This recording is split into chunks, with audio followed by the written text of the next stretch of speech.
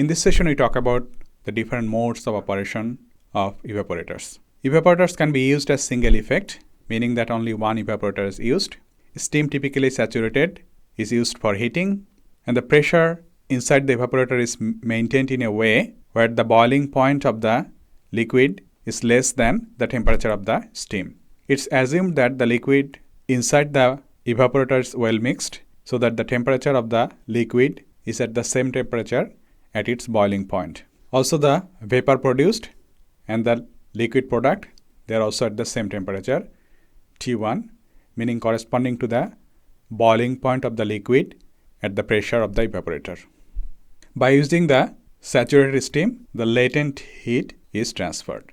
So if the solution is dilute like water and temperature of the feed Tf is near the boiling point, 1 kilogram of steam will produce approximately 1 kilogram of vapor. And the general heat transfer equation is followed, meaning Q equals U A delta T, where U is the overall heat transfer coefficient, A is the area of heat transfer in the evaporator, and delta T is the temperature difference between the steam and the liquid in the evaporator. Single effect evaporators are used when the capacity is small. We'll later define what capacity is, and the cost of the product is significantly higher than the cost of the steam. Now, another way to operate evaporator is called multiple effect evaporator. Now, multiple effect evaporator can be used as forward feed, backward feed, or cross feed. Now, this configuration shows the forward feed multiple effect evaporator. Here you see that for the first effect, the operation is the same as the single effect evaporator, but what is done here, the vapor from the first effect is used as the heating medium in the second effect. And the product from the first effect goes to the second effect to be subjected to further evaporation. Now you can think about here the vapor is coming at T1, and also this product from the first effect is also coming at T1. So if both are fed at the same condition in the second effect, there will be no heat transfer simply because there is no temperature gradient. So to create temperature gradient, what it's done, this vapor is being used as the heating medium at T1 at the same temperature. However, the pressure in the second effect is maintained at a pressure lower than that at the first effect. So what this will mean that the feed that's going out from the first effect has a higher boiling point compared to its boiling point at the second effect. Because P2 is less than P1, so T2, the boiling point of this stream at the second evaporator, will be less than T1. So that's how a driving force is generated. As the product from the first effect enters the second effect, it's really at a superheated condition compared to its boiling point in the second effect. So the temperature of the liquid will decrease and the sensible heat of the liquid will be given for evaporation of the liquid itself. At the same time, because of the temperature difference between the liquid and the vapor going through the steam chest, the heat will be transferred from this stream to the liquid. And also, as the P2 is less than P1, the liquid product will flow from the first effect to the second effect. Similarly, for the third effect, the pressure is maintained at a value which is lower than the pressure at the second effect. And that's why the product from the second effect flows to the third effect. Also, the vapor from the second effect is used as heating medium for the third effect. And by maintaining the pressure difference, a boiling point is maintained which is less than the boiling point at effect 2. So that's the basic idea here. The latent heat of vapor produced in a single effect evaporator is discarded. In multiple effect evaporators, this latent heat is recovered. And the vapor produced in the first evaporator is used as the heating medium for the second effect, while the concentrated solution from the first step is fed to the second.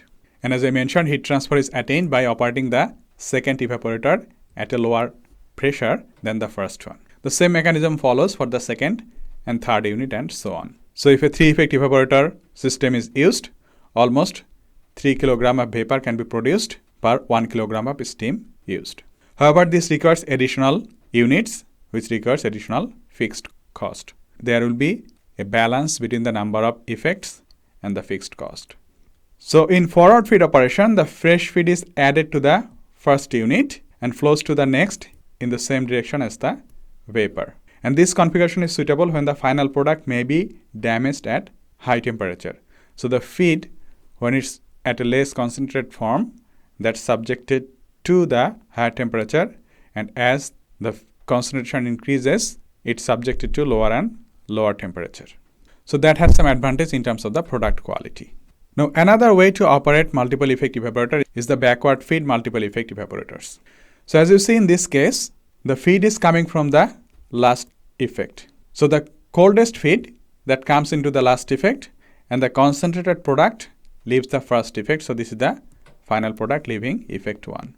So this advantageous when the fresh feed is cold, since it will require a small temperature rise. As T3 is less than T1, and if TF, the feed temperature, it's low, so the temperature difference where the feed enters will be low. Now again for this case, this steam enters in the first effect and it is condensed in the first effect. However, the vapor from the first effect is used as the heating medium for the second effect. Now again, for heat transfer to happen, so the effect 1 is maintained at a higher pressure than effect 2, and effect 2 is maintained at a higher pressure than effect 3. Now as you can see here, feed is coming to the third effect and from there going to the second effect, where P2 is greater than P3. So now liquid cannot flow in the direction of increasing pressure. That's why you need a pump in between for this backward feed multiple effect evaporator.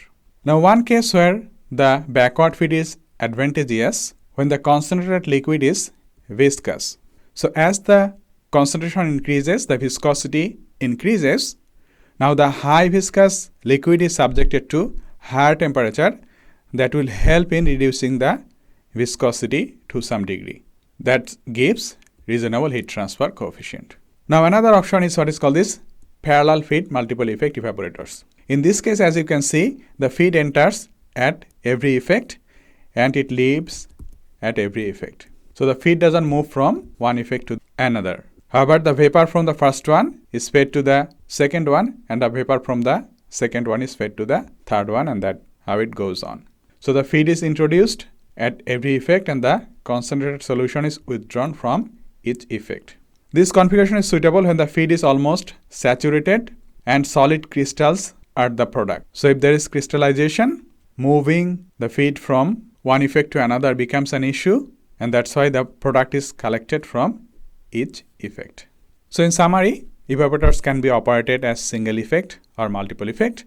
Also multiple effect evaporator can be used as forward feed, backward feed or parallel feed, each having their own advantages and disadvantages.